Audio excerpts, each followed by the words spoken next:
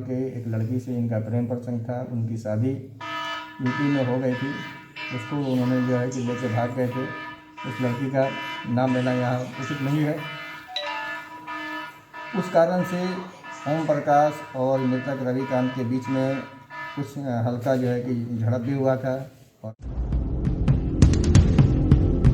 गोड़ लगातार समाचार बटुए बक्सर चौगाई से खबर के हेडलाइन सुनी। विकलांग हत्याकांड के एसपी साहब कईनी खुलासा। खबर विस्तार से जाननी। खबर का बटुए रउरा सबके जानकारी खातिर बता दी कि होलिका दहन के दिन फफदर गांव के रहे वाला रवि सिंह के लाठी डंडा छुरा से मार के हत्या कर दिया गई रहे। ई मामला पुलिस खातिर चुनौती बन गई रहे। मौका पे एसडीओ और डीएसपी तबके के सिंह भी उपस्थित रही। राती खा डॉग स्क्वाड की टीम भी डेहरी गानसोन से आयल रहे, लेकिन मामला पेचीदा रहे।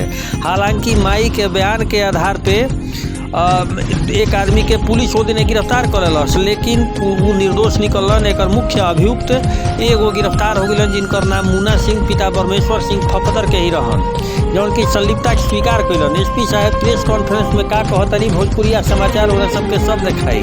बस ओरा सभे से निहोरा बा कि खबर के अंत तक देखब।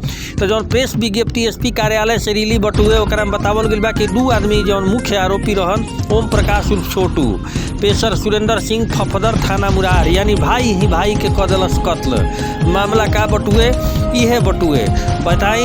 एकरा अलावे एगो व्यक्ति के नाम बन्नी उर्फ बनवारी, पिता के नाम चंदेश्वर राम, गांव अलपा, थाना पौधू, जिला औरंगाबाद। दोनों जना के जौन देखावल गइल बटुए डुमराव स्टेशन से गिरफ्तारी देखावल गइल बटुए। तब प्रेस विज्ञप्ति में जौन बतावल बा ओकरा में बतावल बा कि सुरेंद्र सिंह के विकलांग पुत्र रविकांत के हत्या करके लाश के कुआं में फेंक दिहल गइल रहे। एह संदर्भ में मुए वाला के माई निर्मला के लिखित आवेदन के आधार पे दू जना नामजद अज्ञात के विरुद्ध मुरार थाना कांड संख्या 31/21 30/3/2021 धारा 302, 201, 34 के तहत दर्ज कइल गइल।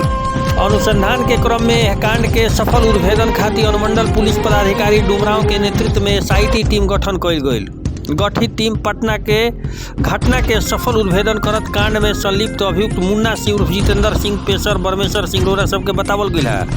फफदर गांव थाना मुरार के गिरफ्तार कर लिहल गई। इनकर स्वीकारोक्ति बयान लिहल गई, जौना में इनका द्वारा बतावल गई कि मुए वाला के छोट भाई यानी एक ही सहोदर भाई ओम प्रकाश उर्फ छोटू, जिनकर भरौली के रहे वाला एगो लड़की के साथे प्रेम संबंध चलत रहे, जौन शादी के बाद भी जारी रहे। यानी ये लड़की के बियाह हो गई। ये लड़की के बियाह गहुमर में भई, लेकिन एक बादो इनकर अफेयर चलत रहे। यही बात के लेके विकलांग रविकांत विरोध कैलन, जेकरा बाद इनका के ठिकाना लगावे खातिर प्लानिंग तैयार कैले सहोदर भाई ओम प्रकाश उर्फ छोटू। ये बात के लेके घटना के 4-5 दिन पहले ओम प्रकाश और बन्नी उर्फ बनवारी मिल के मुए वाला रवि शंकर के हत्या के साजिश पटना में कैले, जौना में तय भइल कि केहू मोबाइल लेके ना जाई। तय प्लान के अनुसार दिनांक 28/3/2021 के करीब 2:30 बजे यह स्थान पे पहुंच गए लोग। वही गांजा के सेवन कई लोग मसरिया के आगे सुनसान जगह पे रोड के बगल में झोपड़ी में छुप के मुए वाला रविशंकर के इंतजार करे लागल लोग। करीब 6 बजे के आसपास जब रविकांत अपन ट्राईसाइकिल से कि विकलांग रहन ट्राईसाइकिल लेके जात रहन तब मुन्ना उनकर रोड पे आके रुकवैलन। पीछे से छोटू इनकर सहोदर भाई रविकांत के सहोदर भाई ओम प्रकाश लाठी से मरले आ बन्नी अपन हाथ में लिहल टिफिन से कपार पर मरले। मुए वाला रविशंकर के ईंटा पत्थर से कूच के आ खैनी काटे वाला छुरा से गोद के इनका के मुआ दिहल गई। लाश के कुआं में फेंक दिहल गई। गुप्त सूचना के आधार पे यह कांड के फरार अभियुक्त बन्नी उर्फ बनवारी और ओम प्रकाश उर्फ छोटू के 9/1/2022 के डुमराव रेलवे स्टेशन के पास से गिरफ्तार कर लिहल गई। ये जानकारी एसपी साहब खुद बताई, रोरा सब खुद देखब। लेकिन सबसे बड़ा सवाल बटुए कि रिश्ता एक बार फिर से शर्मसार भइल बटुए। रिश्ता के कत्ल करत रोरा सामने दिख सकत बड़ुए कवना तरीका से एगो सहोदर भाई अपन भाई के ही हत्या कर दिलस। ये से बड़ा निंदनीय का कहल जाई। भोजपुरिया समाचार अभी एसपी साहब के बयान सुनाई, लेकिन रोरा दर्शक लोग से निहोरा बा कि चैनल अगर अभी तक सब्सक्राइब नहीं खे तो बेल आइकॉन के बटन दबाई, चैनल के सब्सक्राइब करी, लाइक के बटन दबाई, कमेंट करके बताई कि खबर कैसन लागल और अधिक से अधिक शेयर करी, ताकि देश ना विदेश तक भोजपुरिया समाचार के धमक पहुंचत रहे। थोड़ी ही देर में रोरा सबके एसपी साहब के बयान सुनावल जाई, लेकिन रोरा जान ली कि मामला काफ़ी हाईलाइट हो रहे।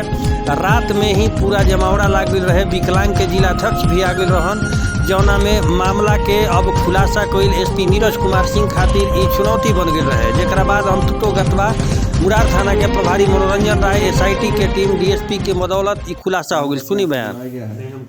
आप लोगों को याद होगा कि पिछले होली के समय में जो जिस दिन अज्जा था उस दिन मुरार थाने में एक नृशंस हत्या एक विकलांग लड़की की की गई थी, जिसमें उनके परिजन के द्वारा 2 ज्ञात और बाकी अज्ञात पर काम दर्ज किया गया था। उस समय हम लोगों ने अनुसंधान किया था। अनुसंधान में एक लड़का मुन्ना नाम का गिरफ्तार हुआ था, जिसमें उनके द्वारा स्वीकारोक्ति बयान में ये बताया गया था कि ये हत्या जो है कि बाहर के लोगों के द्वारा नहीं करके जो है कि इनके छोटे भाई, जिनका नाम ओम प्रकाश और छोटू है, के द्वारा अपने दोस्तों के साथ मिलकर हत्या किया गया था। उस समय से ओम प्रकाश उर्फ छोटू और बन्नी उर्फ बनवारी को गिरफ्तारी के लिए हम लोग प्रयासरत थे। अभी वर्तमान में जो अनुमंडल पुलिस पदाधिकारी एएसपी राज साहब हैं, इनके नेतृत्व में एक टीम पहले से ही काम कर रही थी। इन लोगों को गिरफ्तार किया गया और जो घटनाक्रम का जो बड़ी छोटा हुआ था उसको हम लोगों ने जोड़ के पूरे घटना का पर्दाफाश हम लोगों ने किया है।